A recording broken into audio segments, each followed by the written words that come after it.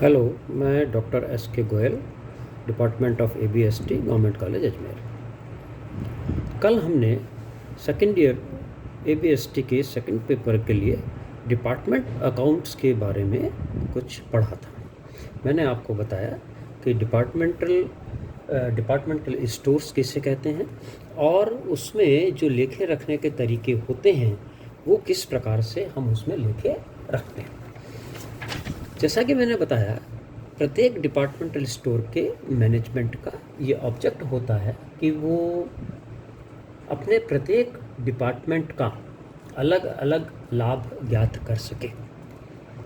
उसके लिए उनको क्या प्रॉब्लम्स आ सकती हैं और उनका समाधान कैसे होगा, उसके बारे में हम आज देखते हैं। तो प्रॉब्लम्स ऑफ departmental accounting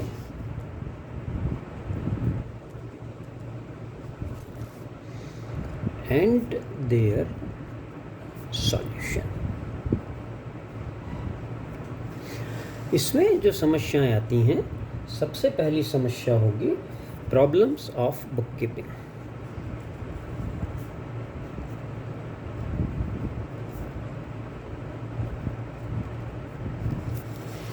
दूसरे इसमें समस्या है apportionment of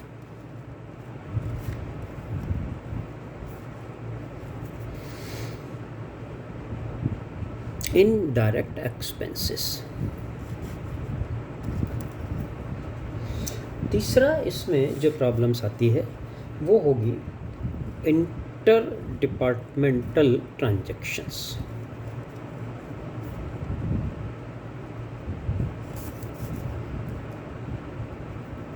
inter departmental transfers. चौथा इसमें जो आएगा वो होगा कॉमन इनकम ऑब्लिक एक्सपेंडिचर्स।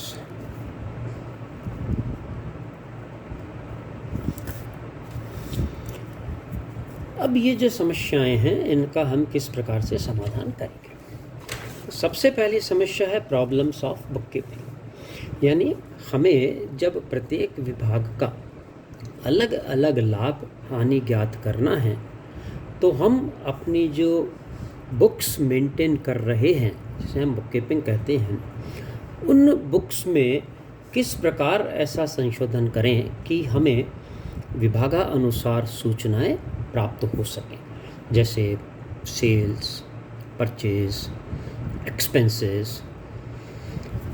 तो इसके लिए कल जैसा मैंने आपको बतलाया कि जो सब्सिडियरी बुक्स हमारी होती हैं, उन सब्सिडियरी बुक्स के फॉर्मेट में हम थोड़ा सा चेंज कर देते हैं। जैसे एक सेल्स बुक है, सेल्स बुक में जैसे हमारे आम तौर पर कॉलम होते हैं डेट, पर्टिकुलर्स,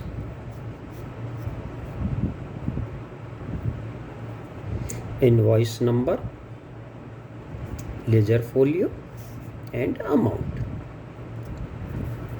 हम इसमें आगे कुछ कॉलम और ऐड कर देते हैं। जैसे हमारे मान लीजिए 3 डिपार्टमेंट्स हैं, तो हम इसमें आगे और कॉलम ऐड कर देंगे। डिपार्टमेंट्स नीचे जितने डिपार्टमेंट्स हैं उतने कॉलम और बना देंगे। जैसे 3 हैं तो ABC। अब अगर हमने कोई भी सेल्स की है तो नॉर्मल जैसे हम एंट्री करते हैं वो नॉर्मल एंट्री तो date, particular, invoice number, ledger folio और अमाउंट के कॉलम तक आई जाएगी। इसके बाद साथ ही साथ हम ये भी लिख देंगे कि ये सेल्स कौन से विभाग की है। अगर वो A विभाग की है तो A विभाग के कॉलम में उसका अमाउंट लिख देंगे, अगर वो B विभाग की है तो उसके कॉलम में उसका अमाउंट लिख देंगे, और C विभाग की है तो उसके कॉलम में उसका अमाउंट लिख देंगे। इससे फ़ायदा ये होगा कि साथ ही साथ हमें डिपार्टमेंट वाइज इन्फॉर्मेशन यहाँ पर अवेलेबल हो गई। तो एक पीरियड के बाद जब हम ट्रेडिंग एंड P&L अकाउंट बनाएंगे तो हमें ये सूचना डिपार्टमेंट वाइज प्राप्त हो जाएगी। इसी प्रकार का संशोधन हम अन्य सब्सिडियरी बुक्स में भी कर सकते हैं। जैसे purchase book, sales return book, purchase return book,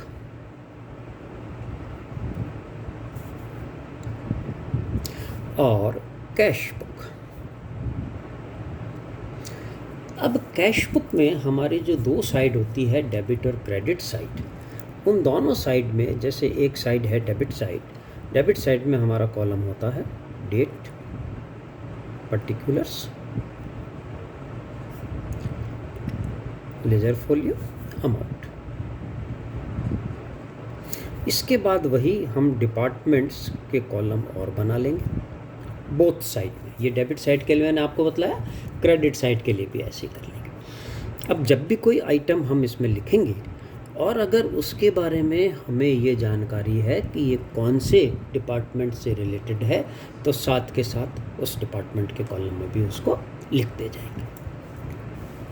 तो इस प्रकार से जो हमारी बुककीपिंग की समस्या है वो काफ़ी हद तक सॉल्व हो जाएगी और हमें डिपार्टमेंट वाइज सूचनाएं यहाँ पर प्राप्त हो जाएगी। दूसरी जो समस्या है वो है अपोर्शनमेंट ऑफ इनडायरेक्ट एक्सपेंसेस।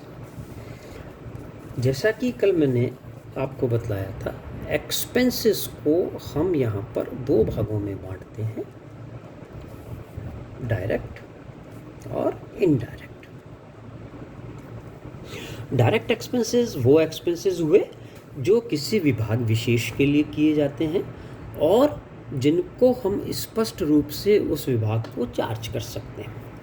जैसे 3 विभाग हैं, तीनों विभाग में कर्मचारी अलग अलग काम कर रहे हैं जो केवल उसी विभाग को अपनी सेवाएं देते हैं, तो उन विभाग को कर्मचारियों को दी गई सैलरी, वेजेस, वो उसी विभाग को चार्ज हो जाएगी, वो कहलाएंगे यहाँ पर डायरेक्ट एक्सपेंसेस। ऐसे खर्चे होते हैं जो एक से अधिक विभागों के लिए एक साथ किए जाएं और जिनको भुगतान करते समय हम स्पष्ट रूप से ये नहीं बतला सकते कि वो खर्चे कौन से विभाग से रिलेटेड हैं, तो उनको हम इनडायरेक्ट एक्सपेंसेस में शामिल करते हैं। यहाँ पर जो बात विशेष रूप से ध्यान में रखने की है वो ये है कि डायरेक्ट एक्सपेंसेस का मतलब ये नहीं है कि उस एक्सपेंसेस को आप ट्रेडिंग अकाउंट में ही बतलाएं। ट्रेडिंग अकाउंट में हमें वही एक्सपेंसेस बतलाने हैं जो ट्रेडिंग अकाउंट में आते हैं मैन्युफैक्चरिंग से रिलेटेड या प्रत्यक्ष खर्चों से रिलेटेड, और इनडायरेक्ट एक्सपेंसेस जो हैं उन्हें P&L अकाउंट में बताना है। लेकिन यहाँ डायरेक्ट एक्सपेंसेस का मतलब खाली हमें इस बात से है कि अगर वो स्पष्ट रूप से किसी विभाग से रिलेटेड है तो वो डायरेक्ट एक्सपेंसेस कहलाया, चाहे वो P&L में जाने वाला मद ही हो। तो यहाँ पर जो इनडायरेक्ट एक्सपेंसेस हैं, इन इनडायरेक्ट एक्सपेंसेस को हमें विभिन्न विभागों में बांटना होगा। अब इन इनडायरेक्ट एक्सपेंसेस को हम विभिन्न विभागों में जब बांटेंगे तो इन इनडायरेक्ट एक्सपेंसेस को विभिन्न विभागों में हम एक एप्रोप्रिएट बेसिस पर विभिन्न विभागों में बांट देते हैं। अब ये एप्रोप्रिएट बेसिस का अर्थ क्या है कि खर्चे की नेचर को देखते हुए और उससे संबंधित जो सूचनाएं हमारे पास उपलब्ध हैं उनको ध्यान में रखते हुए हम उन खर्चों को विभिन्न विभागों में बांट सकते हैं। अब ये एप्रोप्रिएट बेसिस क्या क्या हो सकते हैं? एप्रोप्रिएट बेसिस हो सकते हैं आपके sales basis, purchase basis,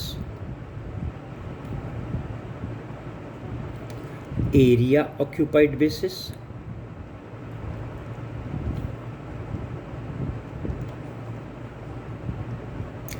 direct wages basis, number of employees and other. अब सेल्स बेसिस पर हम ऐसे खर्चों को बांटेंगे जिनका संबंध सेल्स से होता है। अब ऐसे कौन से खर्चे हो सकते हैं जो सेल्स के आधार पर घटते बढ़ते हैं या जिनका संबंध सेल्स से होता है, ऐसे खर्चों में आपके हो सकता है carriage outward,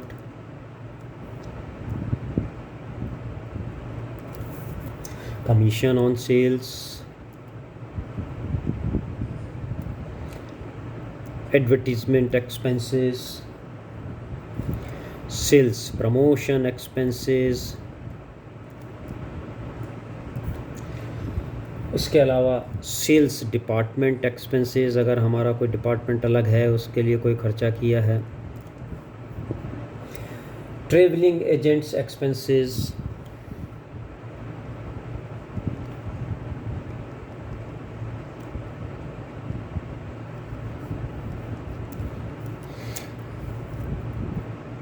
discount allowed,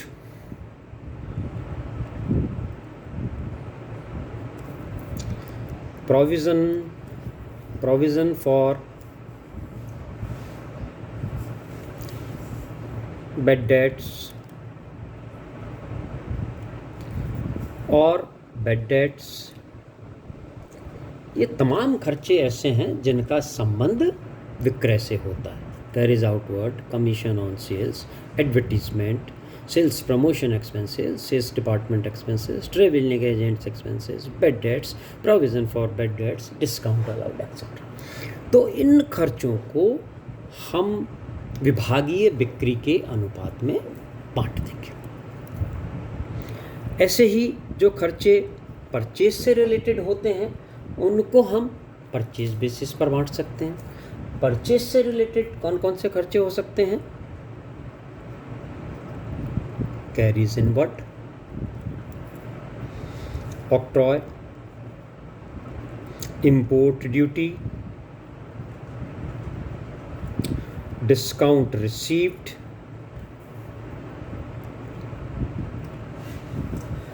provision for discount on creditors और परचेज डिपार्टमेंट एक्सपेंसेस। इन खर्चों को हम डिपार्टमेंटल क्रय के आधार पर बांट सकते हैं। ऐसे ही एक महत्वपूर्ण बेसिस हो सकता है एरिया ऑक्यूपाइड बेसिस। विभिन्न विभागों ने जितना जितना स्थान घेर रखा है उस घेरे गए स्थान के आधार पर नेचुरली जो स्थान से संबंधित खर्चे हैं उसको हम इस रेशियो में बांटेंगे। जैसे बिल्डिंग का किराया, repair, insurance, tax, cleaning expenses, air conditioning expenses, light and electric. ये खर्चे ऐसे होते हैं जिनका संबंध एरिया ऑक्यूपाइड से होता है। इसमें एक बात हमें और भी ध्यान में रखनी चाहिए कि अगर किसी विभाग के पास कोई महत्वपूर्ण स्थान है, विशेष सुविधा वाला स्थान है, तो उसको हम कुछ ज़्यादा अमाउंट चार्ज कर सकते हैं। अदरवाइज़ जो स्थान से रिलेटेड एक्सपेंसेस हैं उन सबको हम एरिया ऑक्यूपाइड बेसिस पर बांट सकते हैं। अब जैसे 3 विभाग हैं, इनके जितने जितने स्थान इन्होंने घेर रखा है और बाकी कुछ कॉमन स्थान भी हो सकता है, तो ऐसा हो सकता है कि हम सारे स्थानों के खर्चों को तीनों विभागों के द्वारा घेरे गए अनुपात में ही बांट सकते हैं। या ऐसा भी हो सकता है कि तीनों विभागों को घेरे गए स्थान के आधार पर खर्चे बांटें और जो कॉमन स्पेस है उसका खर्चा अलग कैलकुलेट करके उसको फिर किसी और टेक्निकल एस्टीमेट के रेशियो पर भी बांटा जा सकता है। इसी प्रकार कुछ खर्चे डायरेक्ट वेजेस से रिलेटेड हो सकते हैं जिनका भुगतान हम सैलरी के आधार पर करते हैं। इसमें mainly contribution to provident fund और एम्प्लॉयज़ इंश्योरेंस प्रीमियम, ये आमतौर पर इनके डायरेक्ट वेजेस से रिलेटेड होता है, तो उस वेजेस के अनुपात में हम बांट सकते हैं। इसी प्रकार कुछ खर्चे कर्मचारियों की संख्याओं के आधार पर हम बांट सकते हैं, जिनमें supervision expenses, labour welfare expenses. Labour welfare expenses में आपके कैंटीन का एक्सपेंसेस आ सकता है, इनकी एंटरटेनमेंट से संबंधित कोई एक्सपेंसेस किए आपने तो वो आ सकता है, हेल्थ के लिए कोई एक्सपेंडिचर्स आपने किए, कोई चिकित्सालय खोला हुआ तो उससे संबंधित जो खर्चे हैं वो हम नंबर ऑफ़ एम्प्लॉयज़ के आधार पर बांट सकते हैं। सुपरविज़न एक्सपेंसेस, जैसे आपने एक सुपरवाइज़र लगाया, अलग अलग विभागों के सभी कर्मचारियों पर वो ध्यान दे रहा है, तो उसका एक आधार हो सकता है कि किस किस विभाग में कितने कितने कर्मचारी हैं, उसके अनुपात में बांट दें। अब यहाँ हार्ड एंड फास्ट कोई रेशियो नहीं हो सकता, कोई आधार नहीं हो सकता। ये खर्चा टेक्निकल एस्टिमेट पे भी आधारित हो सकता है। अगर हम ये बता सकते हों कि उस सुपरवाइज़र ने ए विभाग में अपने टोटल समय का कितना टाइम डिवोट किया, बी विभाग में टोटल समय का कितना टाइम डिवोट किया, सी विभाग में टोटल समय का कितना टाइम डिवोट किया, तो उस डिवोटेड टाइम के आधार पर भी हम उसको बांट सकते हैं। तो ये खर्चे जो हैं ये अलग अलग परिस्थितियों में अलग अलग आधारों पे बांटे जा सकते हैं, जिसीलिए हमने यहाँ पर कहा है कि इनको एप्रोप्रिएट बेसिस पर बांटेंगे। एप्रोप्रिएट बेसिस में जो उपलब्ध सूचनाएं हैं उसका भी ध्यान रखा जाएगा, और उसके अलावा जो निकटतम आधार हो सकता है उस आधार पर हम उन खर्चों को उसमें बांटेंगे। अब इसके बाद तीसरा एक महत्वपूर्ण पॉइंट बचता है, इंटर डिपार्टमेंटल ट्रांसफ़र और एक कॉमन इनकम या एक्सपेंडिचर्स। तो ये भी एक इम्पॉर्टेंट ट्रांजैक्शंस हैं, इसका भी व्यवहार किस प्रकार से हम करेंगे ये एक इम्पॉर्टेंट बात है, तो इसको हम कल के लेक्चर में डिस्कस करेंगे। Thank you.